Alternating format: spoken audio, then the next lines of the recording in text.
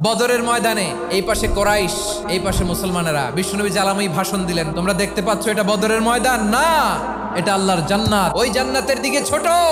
বিশ্বনবীর কথা শোনা মাত্র সাইয়েদনা উমাইর ইবনুল হুমাম বললেন বাখ বাখ, মানে চমৎকার। বিশ্বনবী বললেন মা ইয়াহমিলুকা আলা কওলিকা বাখ বাখ ইয়া উমাইর, আমার এই কথা শুনে তুমি কেন বললা বাখ বাখ? ইয়া রাসূলুল্লাহ, আপনার এই কথা শুনে আমি বড্ড খুশি হয়েছি, আর আমি প্রত্যাশা করছি আমি যদি ওই জান্নাতের মালিক হতে পারি তাহলে কতই না ভালো হতো। সুবহানাল্লাহ বলেন। বিশ্বনবী বললেন উমাইর আনতা মিন আহলিহা, তুমি ওই জান্নাতের অধিবাসী, তুমি জান্নাতি। উমাইর চিন্তা করলেন আমি জান্নাতি, নবীর মুখ দিয়ে যখন বেরোইছে ওই জান্নাতে তো আমার ঢুকতেই হবে, কিন্তু হাতে 3টা খেজুর খেয়ে যদি জেহাদের ময়দানে যাই তাহলে জান্নাতে যেতে তো দেরি হয়ে যাবে। এই চিন্তা আসা মাত্রই খেজুর 3টাকে তিনি ছুঁড়ে মারলেন, তলোয়ার বের করে আল্লাহু আকবার বলে বদরের ময়দানে ঝাঁপিয়ে পড়লেন। আল্লাহর শত্রুদেরকে কচুকাটা করে এক পর্যায়ে শাহাদাতের সুধা পেয়ে নিজেও জান্নাতি হয়ে গেলেন। পড়েন